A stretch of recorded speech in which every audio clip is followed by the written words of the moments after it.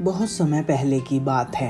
एक गांव में लकड़हारा और उसकी बीवी साथ में रहा करते थे। वह बहुत गरीब थे। एक दिन उनकी पास की पड़ोसन उनके घर आती है और कहती है, अरे बिमला, ये क्या कर रही हो?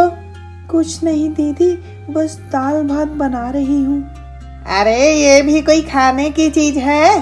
रोज रोज दाल भात। अरे कभी कभी मटर पनीर, सोया चाप, मटर बिरयानी ये सब खाया करो।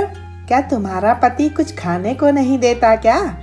जी दीदी, ठीक है, आप कहती हैं तो मैं जरूर उनसे कहूँगी।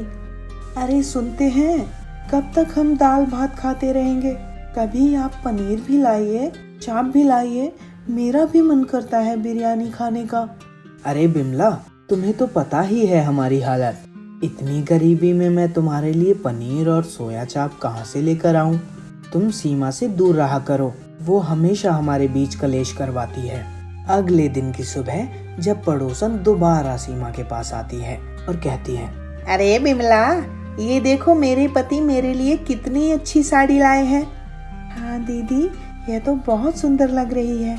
तुम क्यों नहीं अपने पति से कहकर नई साड़ियाँ मंगवा लेती? कब तक ये पुरानी धुरानी साड़ियाँ पहनोगी? अब तो इनका रंग भी उड़ चला है।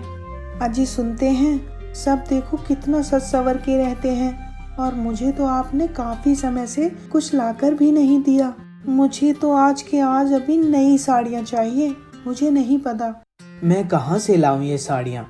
तुम्हें तो पता ही है हम कितनी मुश्किल से अपना गुजारा कर रहे हैं। और ये तुम्हारी साड़ियाँ कहीं फटी तो नहीं है ना? साफ सुथरी तो है, धोकर तो पहनती हो। जैसे तैसे वह रात कटती है और सुबह होते ही उनके घर के द्वार पर एक भिक्षुक आता है। बेटी, भिक्षा दो बेटी। बाबा, घर में तो कुछ भी नहीं है खाने को, लेकिन थोड़े से कल के चावल बासे रखे हैं। चलो कोई बात नहीं बेटा, वही दान दे दो। जी बाबा। बेटा, तुम बहुत परेशान लग रहे हो, क्या बात है? रमेश सब कुछ अच्छे से बाबा जी को बताता है।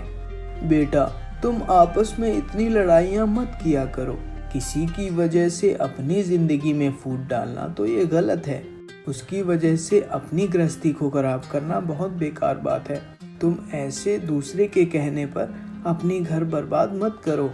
जिस वजह से ये सब तुम्हारे पास हो रहा है, उससे दूर हटो और उससे दूर रहना सीखो।